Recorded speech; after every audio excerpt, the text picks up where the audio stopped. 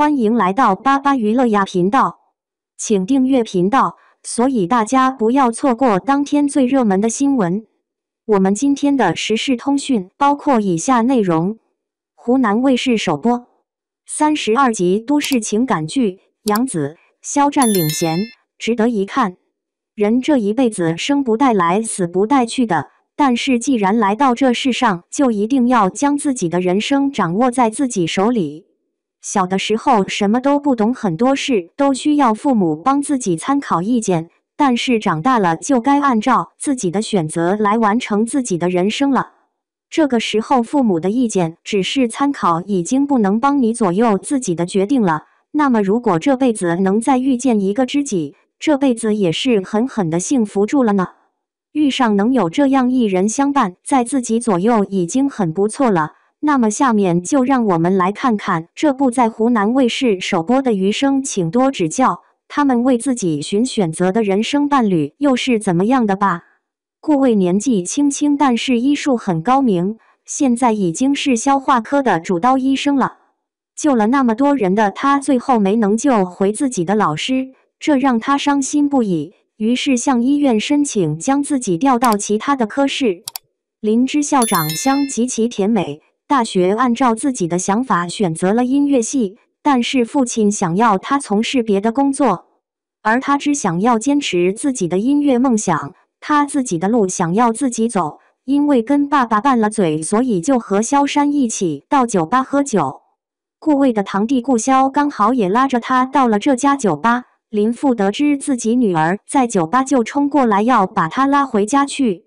萧山一看叔叔来拿人了，吓得赶紧从酒吧回学校去了。林之校害怕，就赶紧把自己藏在了顾魏的风衣里，还说这是她的男朋友。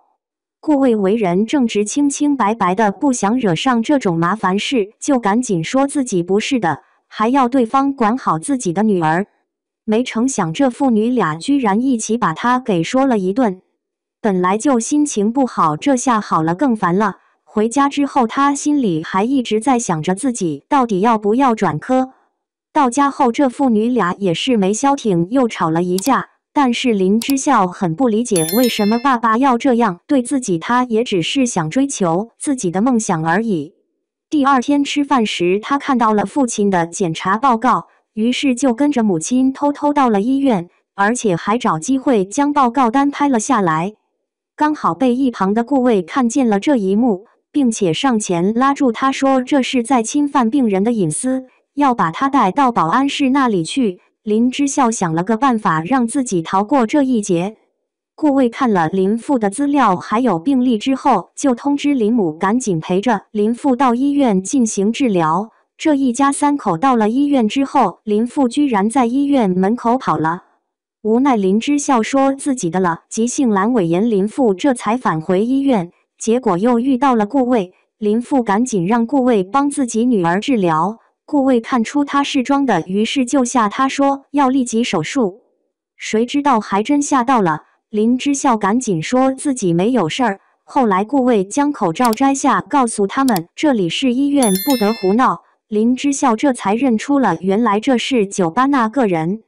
林之校在医院里听到了些关于顾魏的流言，于是觉得对方是在骗他们一家人，说不定是别有用心。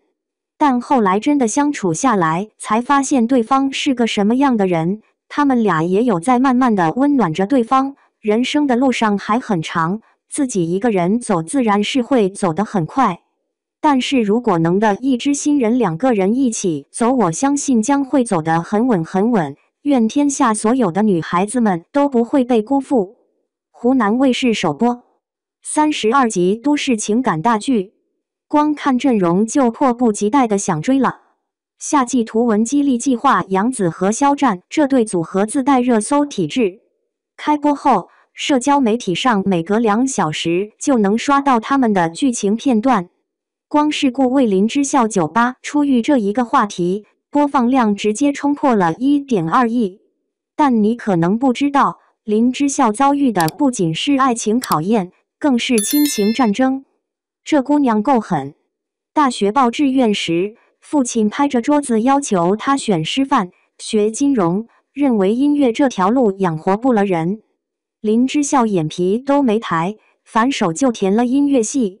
去年某平台调研数据显示，83%的年轻人曾在人生关键选择上与父母产生激烈冲突。林之孝站在父亲面前说我的路自己走时，就是无数人的现实缩影。酒吧那场出狱戏堪称社死天花板。林之孝被父亲抓包在酒吧喝酒，情急之下钻进陌生男人顾魏的风衣里，谎称这是我男朋友。这位倒霉男士刚经历职业生涯重创，原本心如死灰，硬是被这父女俩拽进一场荒唐闹剧。这俩人在干什么啊？顾医生满脑子问号，被他们联合批评时一脸懵。初次见面，尴尬值直接爆表。当林之孝偷偷拍摄父亲病历被发现时，顾魏一把抓住他手腕，这是侵犯病人隐私。专业形象瞬间立住，他立刻意识到报告单上的异常数据，严肃通知林母，必须尽快治疗。医者本能冲淡了之前的荒唐印象。林父抗拒治疗，逃出医院。林之孝急中生智，装阑尾炎。顾魏冷着脸拆穿他，准备手术吧，吓得他立刻认怂。口罩摘下的瞬间，两人同时惊呼：这不是酒吧那个假男友和撒谎精吗？医院走廊里，林之孝偶然听见护士议论顾魏放弃主刀未治的传言，疑心骤起。但当他亲眼见到顾魏深夜查阅医学资料，为父亲治疗方案反复斟酌时，所有流言不攻自破。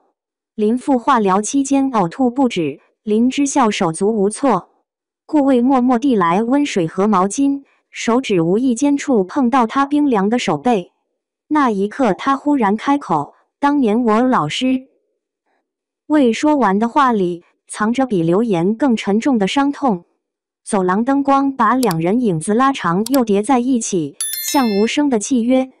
林之孝母亲李慧娟偷偷告诉女儿真相：“你以为你爸真恨音乐？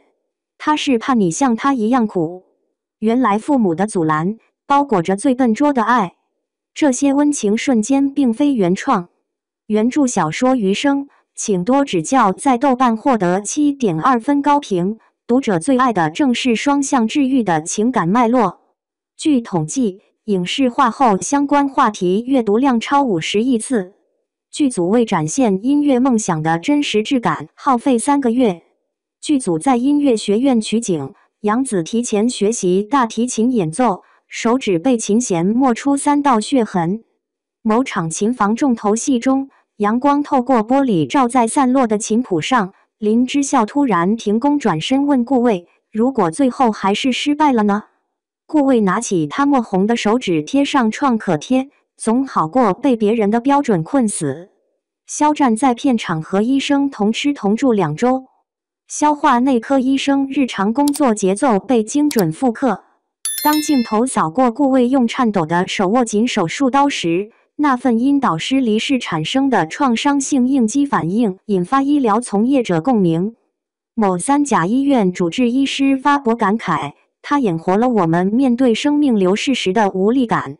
顾魏和林之孝的设定埋着精心设计的矛盾，一个是理性至上的外科医生，一个是为感性而活的音乐少女。剧本通过3场关键冲突展现他们的磨合。顾魏质疑艺术价值时，林之孝用即兴创作证明音乐能传递机器无法捕捉的情感。林之孝任性逃避父亲病情时，顾魏用精密数据让他直面现实。林之孝在顾魏书架发现大量音乐治疗论文，顾魏在医院天台听见林之校对重症患儿演奏小星星变奏曲。当琴声停下时，角落里飘来顾魏的低语：“这也许比我开过的所有药方都有效。”被理解的感觉像电流窜过林之孝的脊柱，戏里戏外形成奇妙映照。杨紫曾在采访中自述经历，家人觉得演员不稳定，劝我当老师，这几乎复制了林之孝的抗争史。而肖战在角色解读中写道：“顾魏的坚持证明，职业成就感不在于永远成功，而在于失败后还能拿起手术刀。林之孝放在琴盒里的诊断书被雨水浸湿字迹，顾魏将备份报告塞进他琴谱中，旁边附了张便签，主刀医生批注，建议配合梦想共同服用。当林之孝翻到这一页时，镜头扫过他扬起的嘴角和湿润的眼角。李慧娟看着丈夫熟睡的侧脸，轻声说：“知道为什么我不再逼你吗？前天你爸听见你在琴房拉那首《爱的礼赞》，偷偷抹眼泪。这个被原小说读者票选为最催泪片段的场景，在郝文婷的演绎下引发弹幕狂潮。调查显示，播出当晚社交平台情感类话题激增40%。林之孝把父亲大学时期的口琴放在琴谱架上，当旋律响起时，走廊深处的顾魏停步倾听，白大褂口袋里露出半截转科申请。阳光穿过百叶窗，在提琴上划出明暗交替的条纹。